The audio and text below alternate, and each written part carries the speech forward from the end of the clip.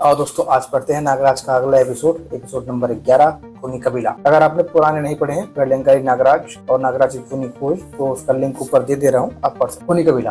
Nagraj मोंट Carlo के कुख्यात आतंकवादी सीमेन को निस्ते नाबूद करके उसी के हेलीकॉप्टर पर सवार भारत की ओर बढ़ रहा था कि दक्षिण अफ्रीका के ऊपर से गुजरते हुए उसकी नजर एक मनोरम घाटी पर पड़ी। आहा, कितना नयनाभिराम दृश्य है, कितनी सुंदर घाटी है। उस दिन यहीं ठहरने को मन करता है। नागराज ऊपर से देखता है कि नीचे कुछ लोग हैं, पर यह क्या? कैप्टन, यह हेलीकॉप्टर किसका मंडरा रहा है ऊपर? उसे छोड़ो और पहले इन्हें शूट करो। Okay captain. अच्छा, बंद को गोली मारी जा रही है। तीनों सैनिकों ने अपनी बंदूकें काले कैदियों पर तान दी, किंतु इससे पहले कि वे फायर करते उन्हें रुक जाना पड़ा। ठहरो, लगता है यह हेलीकॉप्टर नीचे आ रहा है, पता करो किसका है यह। देखते ही देखते हेलीकॉप्टर जमीन पर उतर गया। नागराज हेलीकॉप्टर से बाहर निकला। क्या बात है दोस्तों, क्यों इन लोगों का खून बहाना चाहते हो? तुमसे मतलब, और तुम हो कौन यह सवाल पूछने वाले? कैप्टन फिर गर्जा, और जानते हो जनरल टमटा के राज में किसी काले की सरकारी काम में दखल देने की सजा मौत है। शांत हो जाओ दोस्त, मेरा नाम नागराज है और इंसानियत पर हमला करने वाले हर सवाल से मेरा मतलब है किस जुर्म के लिए इन्हें सजाए मौत मिली है।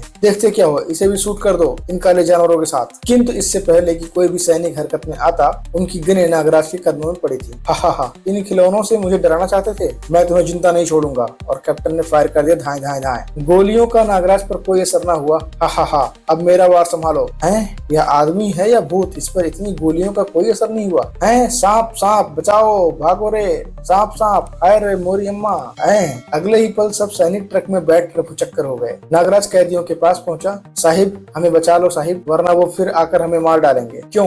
नागराज ने उन्हें आजाद कर दिया। क्योंकि हमने अपने ही देश में रहने के लिए गोरी सरकार को कर नहीं दिया। नागराज ने मन ही मन कुछ निश्चय किया और फिर उनकी सहायता से नागराज ने हेलीकॉप्टर झाड़ियों में छुपा दिया। देखो चारों तरफ से ढक दो, दिखाई नहीं देना चाहिए। कुछ देर बाद वे शहर की ओर चल पड़े। शहर में एक होटल के सामने। नागराज, मेरी बात मानो, मेरे घर चलो।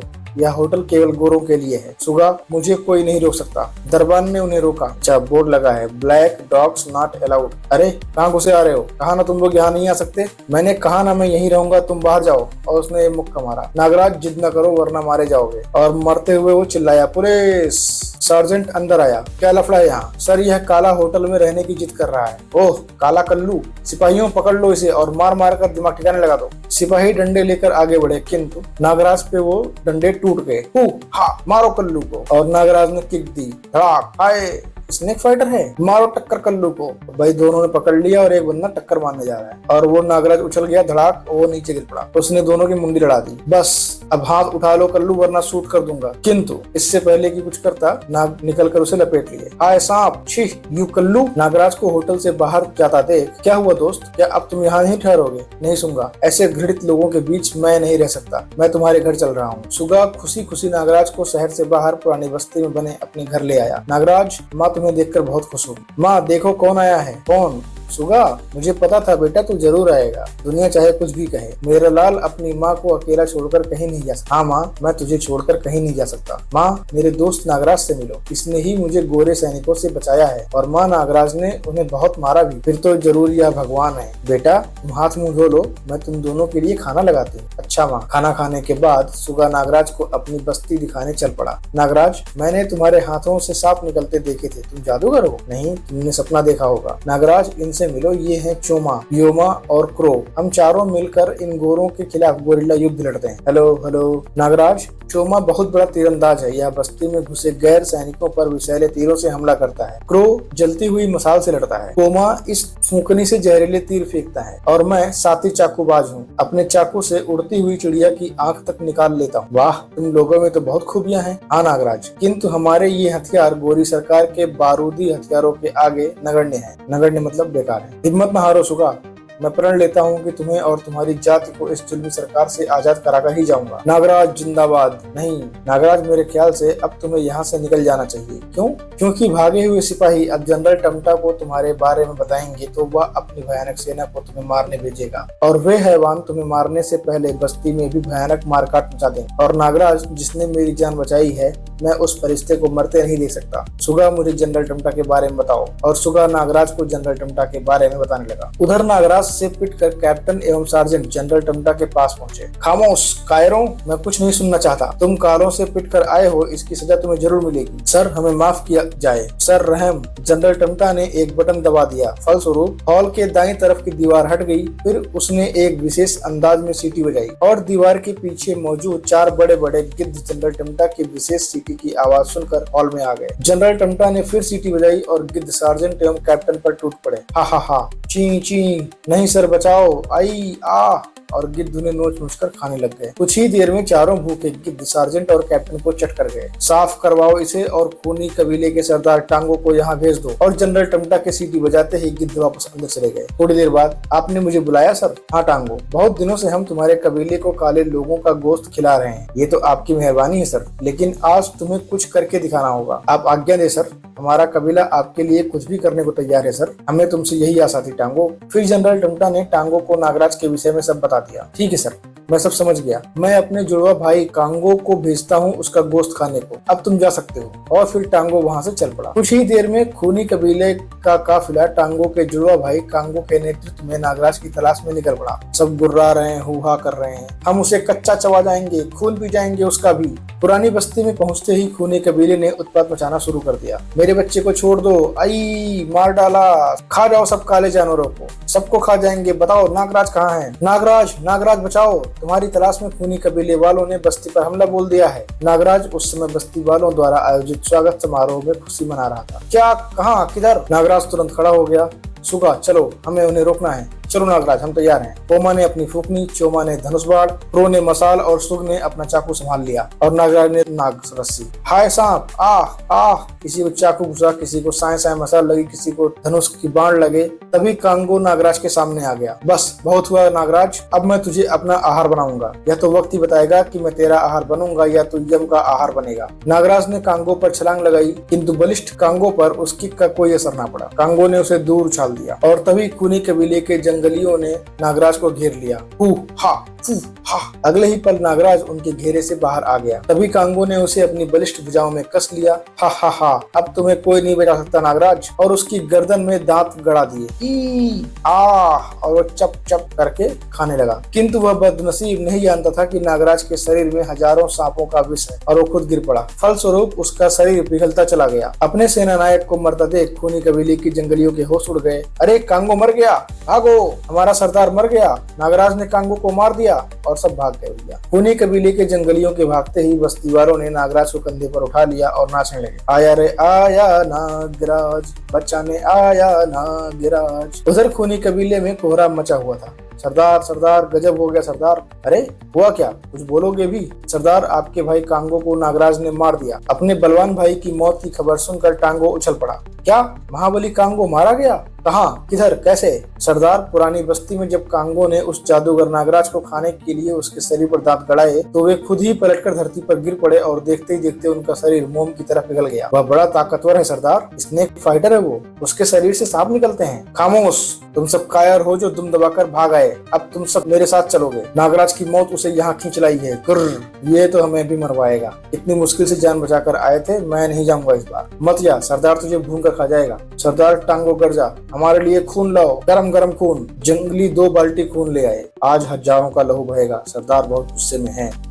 धीरे बोल वरना खैर नहीं। वह दोनों बाल्टी खून चट कर गया। आहा, चट चट। चलो अब पुरानी बस्ती और जो मिले उसका खून पी लो। खूनी कबीले के जंगली फिर अपने सरदार टांगो के पीछे पुरानी बस्ती की ओर चल पड़े, जिंगलाला हुर्र करते हुए। दूसरी तरफ नागराज भी बस्ती वालों को खूनी कबीले से लड़ने के लिए तैयार कर रहा था। सब चौकस था भैया। खूनी कबीले के नजर आते ही हम सब उन पर भालों से हमला करेंगे। अपने तीरों को और पैना करो चोमो। थोड़ी ही देर बाद वातावरण खूनी कबीले की भयंकर दहाड़ों से गूंजने लगा। खून खून, हु हा, मारो। खूनी कबीले पर फेंके गए भाले कुछ तो लपक कर तोड़ दिए गए और कुछ टांगों के मुख से निकलती अग्नि में भस्म हो गए।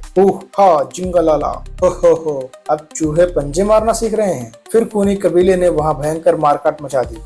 आई, बचाओ, आह, वाह, गरम गरम खून, हा, आगे बढ़ो, खत्म करो सबको, टूट पड़ो साथियों, हम इन्हें मार भगाएंगे। और नागराज ने सांप छोड़ने शुरू कर दिए। आह, बचाओ सांप, आह, हा, उधर टांगो लगा पड़ा भैया, आतंक मचा। बाप रे, इसके मुंह मुंह से तो आग निकल रही है। क्रो ने जलती हुई मसाले दुश्मन पर फेंकी। मार डालूंगा सबको, हा। एक को लगी भी आह। चोमा ने कबीले पर विस्बाड़ व अग्निबाणों की वर्षा कर दी। साए साए, हाय आ, मर रहे भैया कबीले वाले। सुगा के सटीक निशानों ने कई जंगलियों को यमपुरी पहुंचा दिया। पोमा की फुकनी ने भी जंगलियों पर खूब कहर उठाया, किंतु इन सबसे ज्यादा आतंक फैलाया हुआ था टांगों ने। इस तरह तो यह अकेला ही सबको खत्म कर देगा, मुझे कुछ करना चाहिए। नागराज ने टांगों पर नागरस्सी छोड़ी, किंतु टांगों ने बेहिचक नाग को मुंह में डाला, कचर कचर करके खा गया और चबा डाला। अथु, नागराज ने पैतरा बदला और एक नाग फिर छोड़ा, किंतु नाग टांगों के मुख से निकलती आग में बुरी तरह झुलस कर बीच में ही गिर पड़ा। मुझे जहरीली फुंकार से काम लेना चाहिए। नागराज ने टांगों पर जहरीली फुंकार छोड़ी, परंतु टांगों की फुंकार ने उसे निष्क्रिय कर दिया। अपने सब वार विफल होते देख नागराज हवा में उछला, अपने दोनों पैरों को जोड़कर एक ताकतवर टक्कर उसने टांगों के सीने पर जड़ दी। टांगों के गिरते ही नागराज को जंगलियों ने घेर लिया। पकड़ लो इसे और खूब मारो, जिंगलाला हुर्र। नागराज शीघ्र ही संभल गया और जंगलियों पर टूट पड़ा। दे धड़ाक धूम ठाक ठोक, सबको पड़ रही है भैया, उल्टा फेंक रहा है। देखते ही देखते नागराज को घेरे हुए सभी जंगली धाराशायी हो गए। मार डाला, मैंने पहले ही मना किया था। मैं तो उठ भी नहीं सकूंगा। अपने साथियों की दुर्गति देख क्रोधित टांगो नागराज पर झपटा। अगर तेरे शरीर से नाग निकलते हैं तो मेरे भी मुंह से आग निकलती है नागराज। हुर्र, मैं तुझे भस्म कर दूंगा। हुर्र, ओह हा, नाग की औलाद। बड़ी भीषण गर्मी है, मुझे इससे बचना ही होगा। इधर सुंगा अपने तरफ बढ़े जंगलियों पर निरंतर चाकू बरसा रहा था। नागराज कहीं नजर नहीं आ रहा। तभी एक पत्थर सुंगा के हाथ पर आकर लगा और मौके का फायदा उठाकर जंगलियों ने उस पर हमला करके उसे बंदी बना लिया। ले चलो इसे कबीले में। टांगों ने पोमा वाले पेड़ पर फुंकार मारी, फलस्वरूप पोमा नीचे आ पड़ा। पकड़ लो इसे, बांध कर कबीले ले चलो, देवता की बलि चढ़ाएंगे। जंगलियों ने उसे बंदी बना लिया। जिंगलाला हुर्र फुर्र। इसी तरह चोमा का धनुष भी एक तेज हथियार ने काट दिया। और वह भी बंदी बना लिया गया। जिंगलाला हुर्र। तभी जंगलियों ने बस्ती में आग लगा दी और सब भाग रहे हैं। भागो भागो आग। नेता विहीन बस्ती वालों में भगदड़ मच गई। वे बचने के लिए बस्ती छोड़कर भागने लगे। भागो वरना सब मारे जाओगे। सरदार नागराज यहाँ कहीं नहीं है, लगता है वह भाग गया। भागेगा कहाँ, अपने आदमी चारों तरफ फैला दो, सुबह होते ही पकड़ा जाएगा। चलो साथियों, सब कैदियों को लेकर कबीले वापस चलो। तबाही और बर्बादी मचाकर खूनी कबीले के जंगली बस्ती वालों को कैदी बनाकर ले गए। नागराज तुम कहाँ हो? उधर नागराज टांगों की आग से घायल भागता हुआ लाशों के बीच गिर पड़ा था। तभी वहाँ महात्मा गोरखनाथ प्रकट हुए और बोले, उठो नागराज। जागो वत्स। बाबा आप चिंता मत करो नागराज, ऑपरेशन द्वारा तुम्हारे मस्तिष्क में मैंने जिस शक्ति का संचार किया था वह इतनी आसानी से नष्ट नहीं हो सकती। लेकिन बाबा उसके मुंह से तो आग निकलती है, अन्यथा आग भी तुम्हारा कुछ नहीं बिगाड़ सकेगी नागराज, बल्कि धधकते हुए ज्वालामुखी भी तुम्हें क्षति नहीं पहुंचा सकेंगे। वो कैसे बाबा? उसके लिए तुम्हें कोबरा घाटी जाना होगा। वहाँ महर्षि ज्वालानाथ जी रहते हैं, इस मुसीबत से तुम्हें वही निकाल सकते हैं। लेकिन बाबा ये कोबरा घाटी कहाँ है? कोबरा घाटी दक्षिण दिशा में 500 मील दूर एक टापू पर स्थित एक ज्वालामुखी के अंदर है। उस घाटी में नाग ही नाग है। कोबरा उन नागों का राजा है जो दिन रात ज्वालानाथ जी की सेवा में मग्न रहता है। परंतु बाबा मैं उस टापू को पहचानूंगा कैसे? नागराज उस ज्वालामुखी के पास 5 और ज्वालामुखी हैं, जिनमें से हर समय लावा निकलता रहता है। केवल वही एक ऐसा ज्वालामुखी है जो शांत है, वह भी महर्षि के निवास के कारण, और यही उस टापू की पहचान है। मैं वहाँ अवश्य जाऊंगा बाबा, मानवता की रक्षा के लिए मैं कुछ भी कर सकता हूँ। मुझे तुमसे यही आशा थी नागराज। अच्छा अलविदा, फिर मिलेंगे। बाबा के अदृश्य होते ही मुझे कोबरा घाटी जाने के लिए किसी तरह अपने हेलीकॉप्टर तक पहुंचना है। अभी वह आगे बढ़ा ही था कि नागराज कौन? नागराज हम लुट गए, तबाह हो गए। नागराज उन्हें बचाओ वरना वे उनकी बलि चढ़ा देंगे। हाँ क्रो, हम उन्हें जरूर बचाएंगे, किंतु उसके लिए पहले मुझे कोबरा घाटी जाना होगा। तुम किसी तरह मुझे मेरे हेलीकॉप्टर तक पहुंचा दो। फिर नागराज ने क्रो को कोबरा घाटी के बारे में सब बता दिया। क्रो ने बस्ती से एक बैलगाड़ी निकाली और नागराज को लेकर नदी किनारे हेलीकॉप्टर की तरफ चल पड़ा। जल्दी आना नागराज, वरना सब खत्म हो जाएगा। फिर वह उठ चला कोबरा घाटी की तरफ। मेरा इंतजार करना क्रो, मैं जल्दी ही आ जाऊंगा। क्या नागराज महर्षि ज्वालानाथ से मिल सका? क्या नागराज खूनी कबीले की कैद से पोमा, चोमा व सुगा को बचाकर ला सका? क्या नागराज टांगों की आग काबू पा सका? क्या अफ्रीका की भूरी जनता को जनरल टमटा के कुशासन से मुक्ति मिल सकी? इन सभी प्रश्नों का हल जानने के लिए पढ़ेंगे हम अगला एपिसोड कोबरा घाट जल्दी ही। तब तक के लिए एंजॉय।